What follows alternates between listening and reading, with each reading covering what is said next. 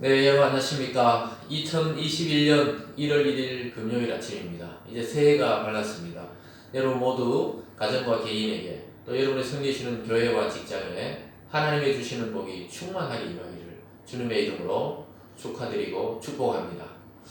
네, 오늘부터는 누가복음을 살펴볼 텐데요. 매일 성경 1월 1일 누가복음부터 살펴보는데요. 아주 감사하게도 우리 새해가 시작되면서 복음서를 다루게 되었습니다.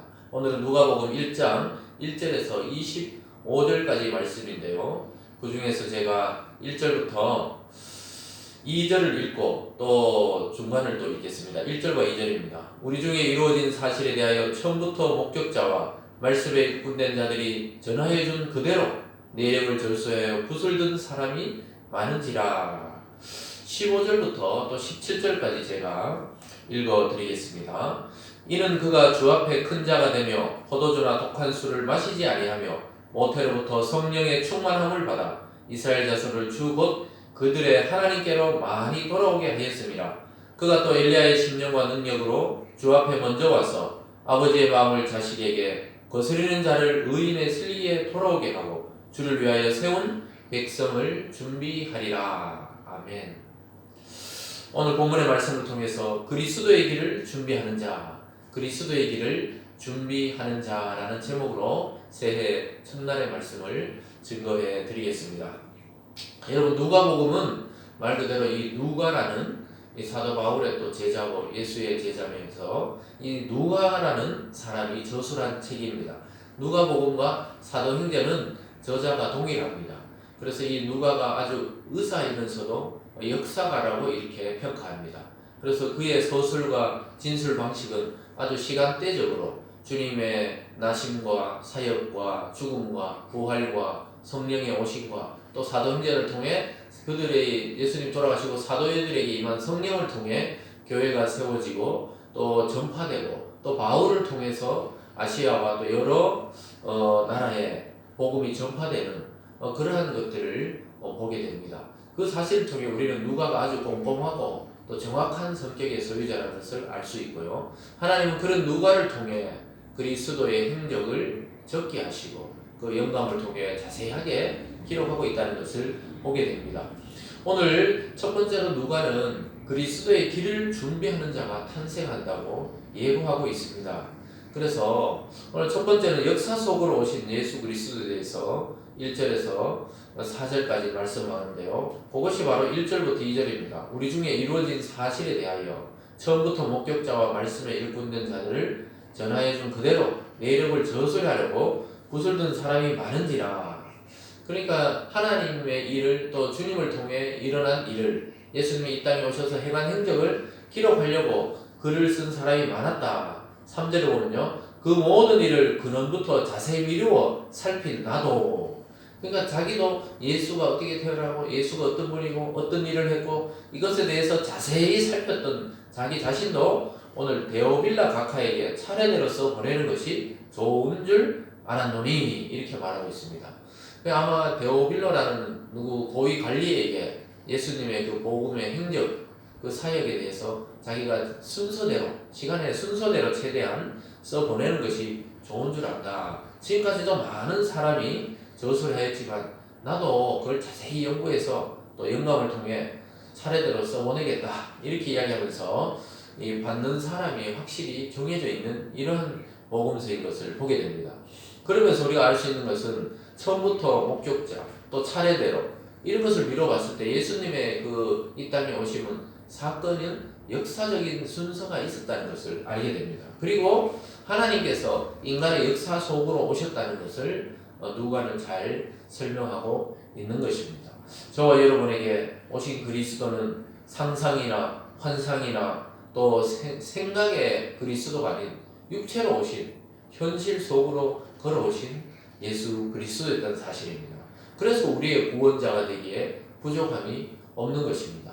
우리의 모든 아픔과 질고와 슬픔과 괴로움과 고통을 아시는 그 주님께서 우리의 구원자가 되시려고 역사 속으로 들어왔다 이렇게 진술하고 있습니다.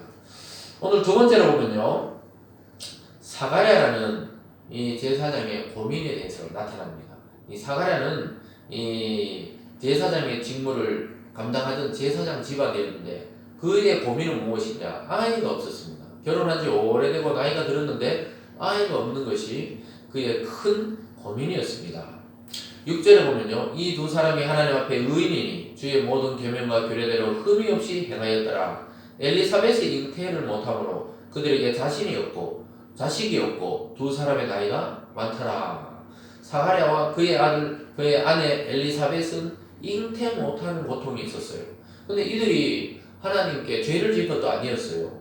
6절에서 의인이고 계명을 지켰고 흠이 없이 행한 사람이다. 그런데도 이런 고통이 있는 겁니다.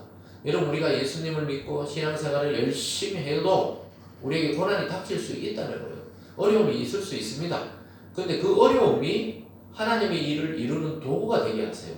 이들이 나이 들었어도 아이가 없었는데 오늘 조금 있다 보면 이제 아이가 태어날 건데 예수 그리스도의 길을 예비하는 자가 된다고 그런 예언을 받게 되면서 아이를 잉태케 되는 놀라운 역사를 경험하게 됩니다. 여러분, 이처럼 우리가 지금 겪고 있는 그 고난이 곧 변하여 하나님의 영광을 드러내는 일이 될 확률이 많다는 사실을 기억하시기 바랍니다. 어쨌든 이처럼 아이가 없어서 고통스러워하고 있었고, 또 나이가 들어가니까 자기를 대를 이어 제사장이 나타나야 되는데 또 그런 일을 못하기 때문에 이 제사장으로서 너무 마음에 짐을 많이 앓고 있었습니다. 근데 오늘 세 번째로 보면 세례 요한의 탄생에 대해서 예고하는 모습을 보게 됩니다. 13절입니다. 천사가 그에게 이르되 사가랴여 무서워하지 말라. 너의 간구함이 들린지라. 사가랴가 오랜 시간 기도할 때 천사가 나타나서 무서워하니까 이야기한 거예요. 무서워하지 말라. 너의 간구함이 하나님이 들렸다. 그래서 내 아내 엘리사벳이 내게 아들을 낳아주리니 그 이름을 요한이라 하라. 이 천사가 참 놀랍게도 그 아이의 이름까지 미리 알려줘요. 요한이라고 해라. 그러면서 14절에 너도 기뻐하고 즐거워할 것이요 많은 사람도 그의 태남을 기뻐하리니. 아니, 너희 가정에만 기쁜 게 아니다.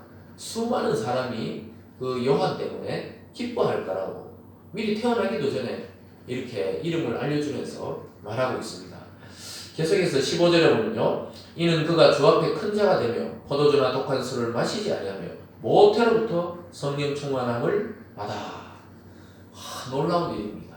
엘리사벳이 이제 애를 뵐 것이다. 사가랴야, 그러니 걱정하지 말라. 그가 너의 기쁨이 되고 온 세상의 기쁨이 되며 또 무엇보다 주 앞에서 큰 자가 된다. 주님의 길을 예비하는 그런 사명을 감당하게 된다. 이렇게 말하고 있습니다. 그러면서 그는 입에 술을 대지 않고 성령의 충만함을 받는 자이다. 이렇게 말하면서 16절에요. 이스라엘 자손을 주 곧 그들의 하나님께로 많이 돌아오게 하겠습니다. 이스라엘을 회개시키는 일을 할 것이라는 거예요. 이 예언 그대로 나중에 보면 세례 요한은 광야에서 많은 사람에게 말씀을 전해서 회개시키고 세례받게 합니다. 예수님의 길을 예비하는 일을 하게 됩니다. 참 놀랍게도 이 노년에 하나님의 계시를 받고 낳은 아이가 보통 아이가 아니고 메시아의 길을 예언하고 메시아 길을 닦는 그런 역할을 한다고 이야기하고 있습니다. 그러면서 17절에는 그가 또 엘리야의 심령과 능력으로 주 앞에 먼저 와서 아버지의 마음을 자식에게 거스르는 자를 의인의 슬기에 돌아오게 하고 주를 위하여 세운 백성을 준비하리라. 엘리야의 심령과 능력이랍니다. 여러분, 구약의 최고의 선지자가 누굽니까? 엘리야였습니다. 불의 선지자. 바알과 아세라 목상신을 섬기던 선지자 850명과 대결해서 불을 내린 그런 선지자. 그리고 수많은 이스라엘의 심령을 하나님께로 돌이켰던 그런 자처럼 이 세례 요한이 그런 사명을 감당하게 될 것이라고 이야기하고 있습니다. 여러분, 이렇게 위대한 예언을 통해서 이들의 고통받는 것에 대해서 기쁨으로 변화시켜 주겠다고 이야기합니다. 저와 여러분, 2020년에 우리가 고통을 많이 겪었습니다. 올 한 해 2021년은 하나님의 해가 되기를 원합니다. 우리 계획과 뜻을 세우지 마시고 먼저 하나님 말씀에 귀를 기울여서 하나님이 원하시는 것은 무엇인지 잘 생각하시면서 이 한 해를 출발하기를 주님의 이름으로 축원합니다. 오늘 마지막으로 보면 네 번째는 세례 요한을 잉태하게 되는 사가랴와 엘리사벳의 모습을 보게 됩니다. 그런데 놀랍게도 이런 이야기를 듣고 사가랴가 좀 의심합니다. 18절입니다. 사가랴가 천사에게 이르되 내가 이것을 어떻게 알리요? 내가 늙고 아내도 나이가 많으니이다. 하나님의 계시의 말씀을 듣고도 불신이 생기는 거예요. 그렇죠. 지금까지 아이가 안 생기고 나이가 많아 늙었는데 임신할 수 없을 것 같은데요. 이렇게 의심을 합니다. 그런데 그때 천사가 징조를 보여줍니다. 19절입니다. 천사가 대답하여 이르되 나는 하나님 앞에 서 있는 가브리엘이라 자기 이름을 밝힙니다. 이 좋은 소식을 전하여 내게 말하라고 보내심을 받았노라. 하나님이 보냈다. 확실하다. 그러면서 20절에 보라 이 일이 되는 날까지 내가 말 못하는 자가 되어 능히 말을 못하리니 이는 내가 내 말을 믿지 아니하거니와 때가 이르면 내 말이 이루어지리라 하더라. 지금부터 너가 벙어리가 된다. 이 일이 이루기까지 아이가 생겨날 때까지 벙어리가 될 것이라고 이야기하고 있습니다. 그래서 나와서 정말 말을 못하게 돼요. 하나님을 불신한 그것에 대해서 징계를 줍니다. 경고를 줘요. 그리고 또 사람들에게 막 이야기하지 못하도록 말을 못하게 합니다. 22절입니다. 그가 나와서 그들에게 말을 못하니 백성들이 그가 성전 안에서 환상을 본 줄 알았더라. 그가 몸짓으로 뜻을 표시하며 그냥 말 못하는 대로 있더니 그 직무의 날이 다 되며 집으로 돌아가니라. 이후에 그의 아내 엘리사벳이 잉태하고 5달 동안 숨어 있으며 이르되 주께서 나를 돌보시는 날에 사람들 앞에서 내 부끄러움을 없게 하시려고 이렇게 행하심이었더라 하더라. 5달 동안 숨어 지냈다. 그게 참 이 나이 들어서 이게 진짜 부끄럽기도 하고 또는 놀랍기도 하고 뭐 이런 여러 가지 이유를 통해서 숨어 있었습니다. 그런데 자기가 잉태한 것은 사람들 앞에 나를 부끄러움을 없이 하시려고 아이를 주셨다. 이렇게 엘리사벳이 고백합니다. 여러분 이 사실을 통해서 우리는 이 한 아이가 태어나는 것, 주님의 오심을 예비하는 이 한 아이가 태어나는 것도 아주 놀라운 하나님의 계획과 작정과 섭리에 의해서 이렇게 된다는 것을 알게 됩니다. 저와 여러분이 이 세상에 태어난 것은 우연이 아닙니다. 저와 여러분을 성도로 부르고 하나님의 자녀로 택하신 것은 우연이 아닙니다. 하나님의 놀라운 계획이 여러분과 저의 삶과 인생 속에 숨어 있는 것입니다. 그것을 발견해서 그 사명에 집중할 때 우리도 다시 오실 주님을 예비하는 그런 세례요한과 같은 예비자가 되고 그런 증거자가 되는 것입니다.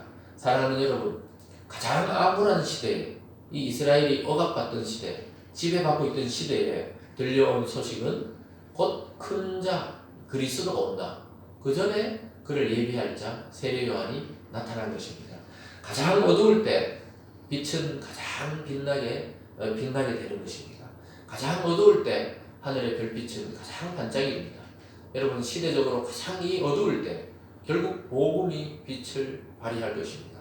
사랑하는 여러분, 그리스도의 일을 예비하는 자가 되시기 바랍니다. 올 한 해는 다른 것 다 내려놓고 물론 성실히 일을 해야 되지만 우리가 무엇보다도 먼저 주님을 증거하고 복음을 증거하고 이 생명의 빛을 증거하는 그런 한 해가 되어서 예수님께서 또 하나님께서 칭찬하는 또 주님께 칭찬받는 그런 교회와 성도가 되시길 주님의 이름으로 축원드립니다. 기도하겠습니다. 사랑의 하나님 아버지 감사합니다. 2021년을 우리에게 허락해 주시고 이 아침에 귀한 주님의 말씀을 듣게 하여 주심에 감사합니다. 아버지 하나님, 주님의 길을 예비했던 세례 요한의 탄생처럼 하나님 이 땅에 우리가 성도로 태어난 것은 보통 일이 아닙니다. 또 하나님께서 작정하시고 계획하시고 뜻이 있어서 이 시대에 또 이런 환경에 또 이러한 도시에 우리를 보내셨습니다. 아버지 하나님, 올 한 해는 다른 많은 일도 우리가 성실하게 감당하지만 무엇보다 만나는 모든 자들에게 소망의 복음 또 희망의 복음 예수 그리스도를 증거하는 놀라운 한 해가 될 수 있도록 주님 축복하여 주시옵소서. 우리 모든 성도님들의 개인과 가정과 우리 교회를 축복해 주셔서 올 한 해도 풍성하게 복음을 증거하는 그러한 교회와 성도 될 수 있도록 인도하여 주시옵소서. 올 한 해 모든 가정에 우환과 질병과 재난과 사고가 없게 도우시고 하나님의 영광만 드러내는 온전한 한 해 될 수 있도록 축복하여 주시옵소서. 감사드리며 예수님 이름으로 기도드리옵나이다. 아멘.